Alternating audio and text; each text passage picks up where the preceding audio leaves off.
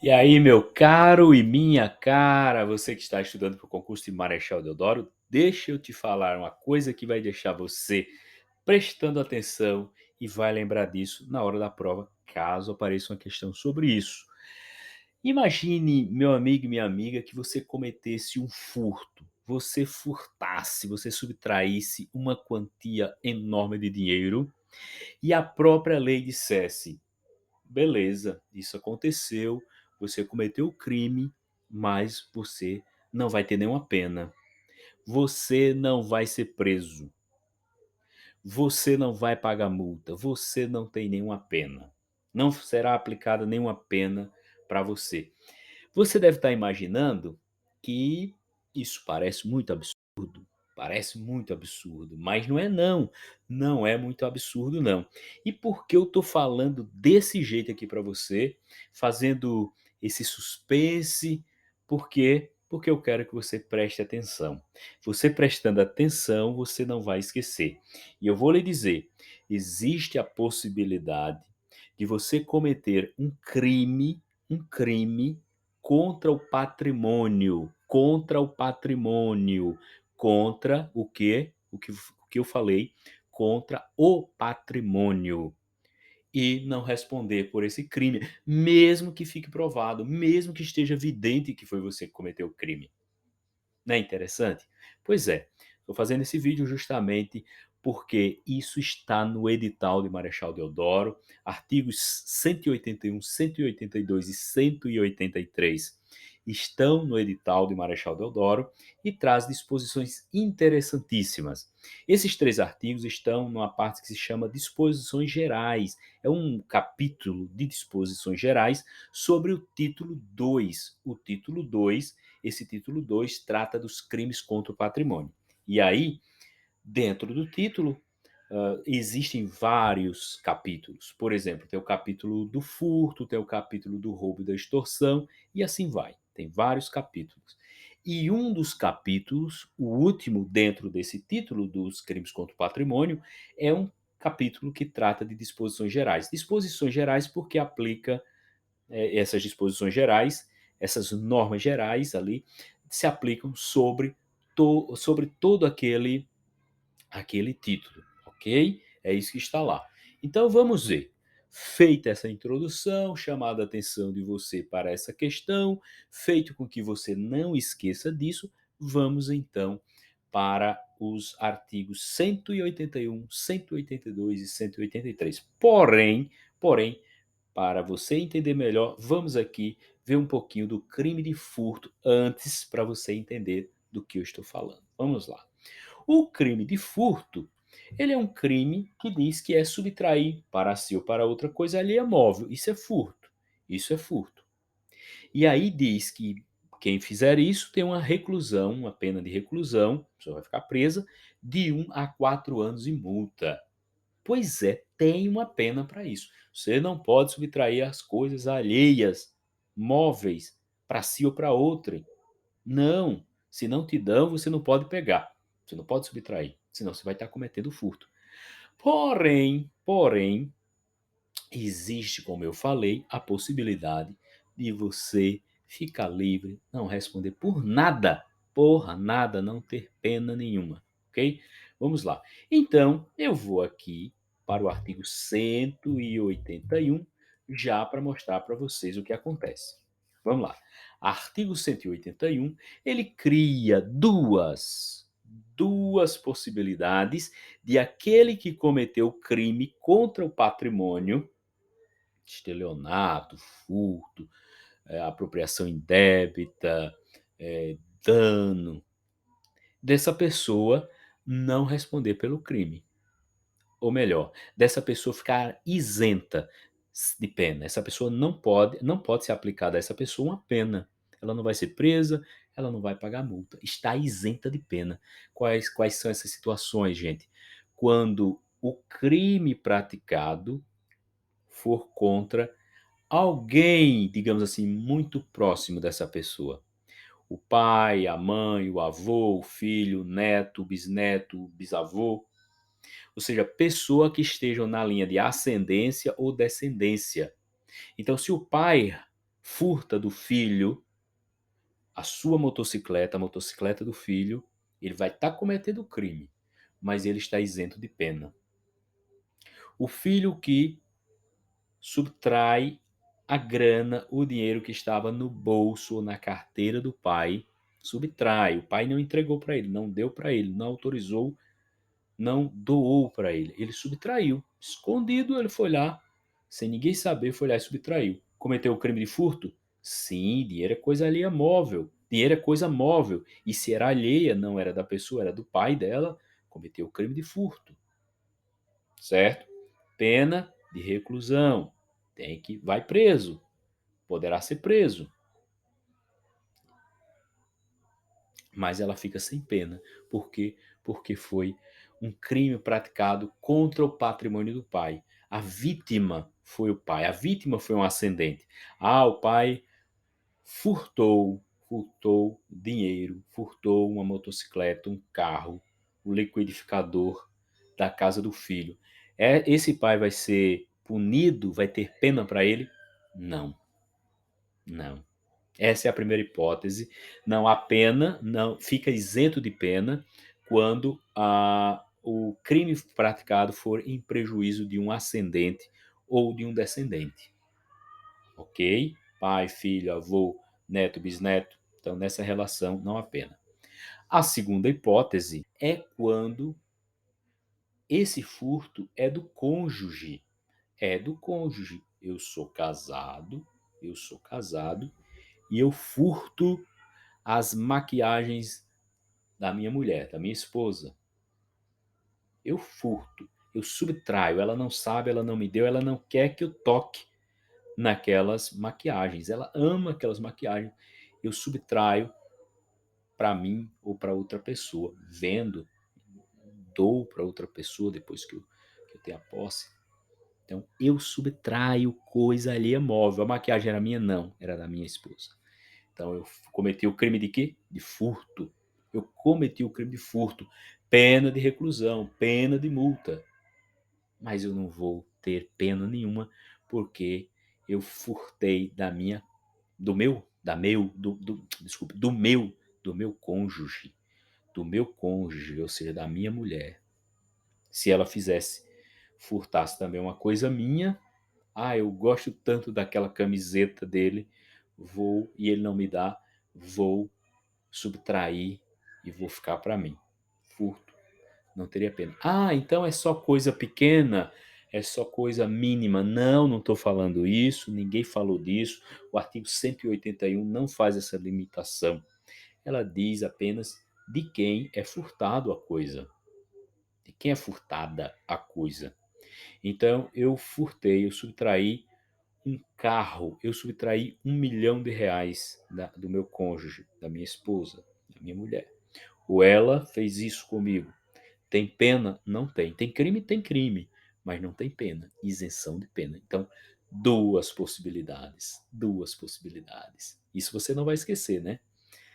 Ok. Ok. Dito isto, vamos agora para uma situação um pouquinho menos benéfica para o agente do delito, para a pessoa que cometeu o crime.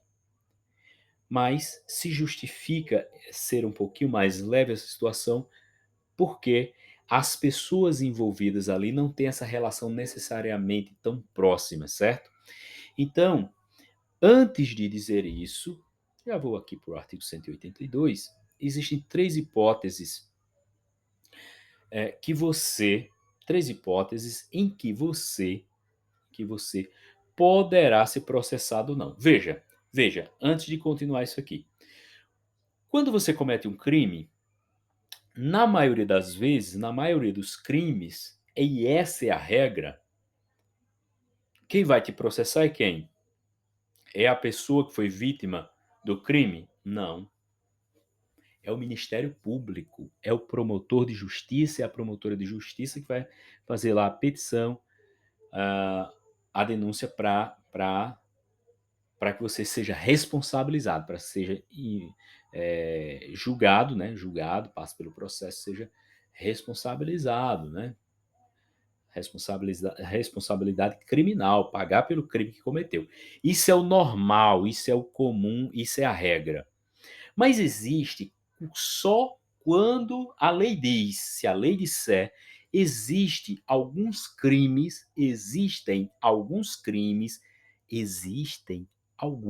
só alguns, poucos, alguns, só alguns crimes que o Ministério Público só pode processar a pessoa se você pedir, se você que é vítima solicitar isso dele.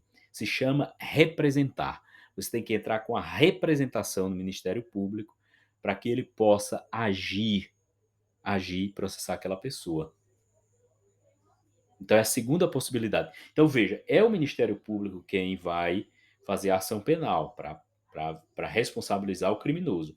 Só que na maioria dos crimes, o Ministério Público não precisa que você peça. Se o Ministério Público estiver sabendo do crime e tiver uma ideia de quem foi o criminoso, a criminosa, quem é o agente do delito, ele vai processar. Ele tem a obrigação de processar. Ou seja, é uma ação penal pública incondicionada, porque não espera nenhuma condição. Aconteceu, não tem que esperar nenhuma condição, tem que processar. Nessa segunda hipótese, que é da representação, o Ministério Público também tem que processar, mas ele só vai fazer isso se você demonstrar interesse, se você fizer uma representação. E existe um terceiro tipo de crime também, só alguns, vou falar baixo para você prestar atenção, só alguns também, poucos crimes, pouquíssimos crimes, que você sendo a vítima, você mesmo não vai atrás do Ministério Público, você mesmo vai arranjar um advogado e vai entrar com um processo na justiça. Então, a maioria dos crimes o Ministério Público faz sem você pedir. Alguns crimes o Ministério Público faz a ação penal, só que você tem que pedir, representar, fazer uma representação. E alguns crimes o Ministério Público não se mete, não é ele o legitimado para propor a ação. Quem propõe é a vítima, ok? Então, dito isto, vamos lá para esse assunto, artigo 182. Então, nos crimes contra o patrimônio, dependendo de quem é a vítima do crime, o Ministério Público só vai propor a ação penal, só vai entrar, só vai processar o criminoso se a vítima pedir, se a vítima representar. Veja, num crime de roubo, num crime de furto, de estelionato, o Ministério Público soube que aconteceu o fato criminoso. Aconteceu, ele soube, tem certeza que aconteceu. Houve um estelionato. E disseram a ele que o estelionato foi cometido por A ou B. O Ministério Público vai fazer uma ação. Mas não é a pessoa que pede. O Ministério Público teve conhecimento do delito e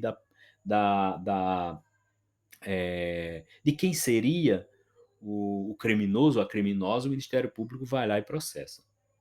Okay? Mas, nesses crimes, mas nesse caso aqui do artigo 182 diz assim: se a vítima for certas pessoas, o Ministério Público não vai fazer isso que ele sempre faz. É obrigatório que a pessoa faça uma representação para que o Ministério Público vá atrás do criminoso, processe e tente conseguir a condenação para que aquela pessoa seja responsabilizada criminalmente pelo delito, pelo crime cometido. Então, se a vítima for o cônjuge, veja que no primeiro caso do artigo 181, se for o cônjuge, não tem pena. Então, nem adianta processar, não tem pena. Fica isento da pena. Mas naquele caso, o cônjuge está na constância do casamento, está vivendo com ele, não estão separados, enfim. É um casamento normal. Nessa segunda hipótese aqui do artigo 182, se eu sou cônjuge de alguém e eu furto esse alguém, e eu subtraio, se eu cometo um furto, tendo como vítima essa pessoa que é o meu cônjuge, o que acontece? Só que eu vivo separado, eu não vivo mais com aquela pessoa, não somos mais um casal.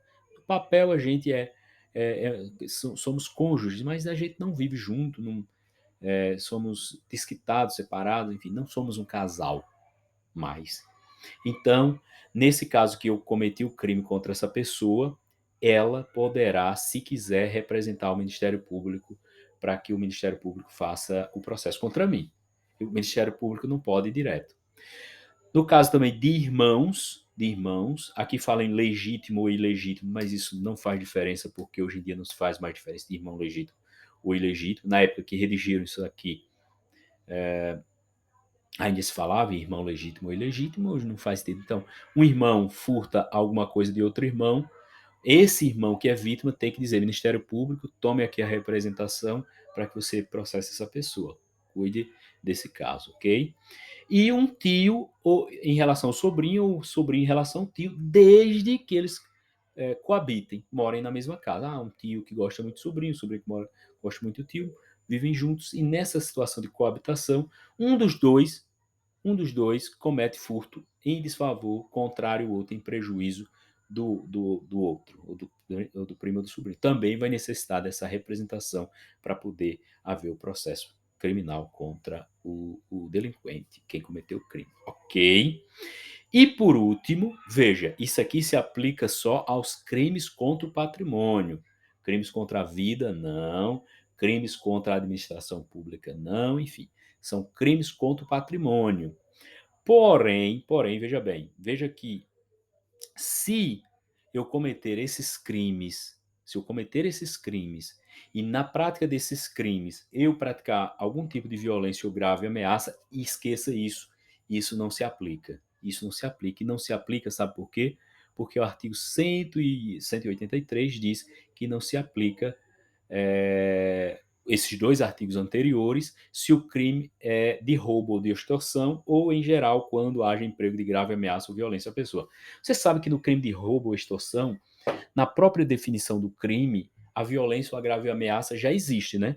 Então, nesses dois crimes, mesmo sendo crimes contra o patrimônio, não se aplica. Ou em outros que são crimes que na definição não está incluída a violência ou a grave ameaça, mas na prática, na ocorrência, aconteceu algum tipo de violência ou grave ameaça, então também não se aplica nem a isenção da pena, nem a necessidade da representação ao Ministério Público para que se processe o criminoso ou a criminosa. É, também não se aplica esses dois artigos, esse benefício, digamos assim, ao estranho que participe do crime. Então, eu furtei algo do meu pai, não vai ter pena contra mim. Eu sou isento de pena. Mas eu estava com um colega meu. Bom, não vai ter pena contra mim, mas contra o colega meu vai ter, porque ele é um estranho, não tem nada a ver, não tem essa relação. E também se é praticado contra alguém com idade igual ou superior a 60 anos, ou seja, contra o idoso, contra a idosa também não pode. Mesmo que não pratique, mesmo que não haja violência, sendo um crime, é, é, mesmo que esse idoso, essa idosa seja parente, não importa. Se é idoso ou idosa, não se aplica nem a isenção, nem a necessidade da representação. Ok, então era isso que eu queria dizer por hoje, por agora, e isso é muito importante, muito interessante, né? Muito interessante. Se caísse numa prova, talvez você ficasse na dúvida se isso existe ou não. Por isso, fique atento, está no edital, estude, fique atento, e é muito interessante, você não vai esquecer mais. Tchau.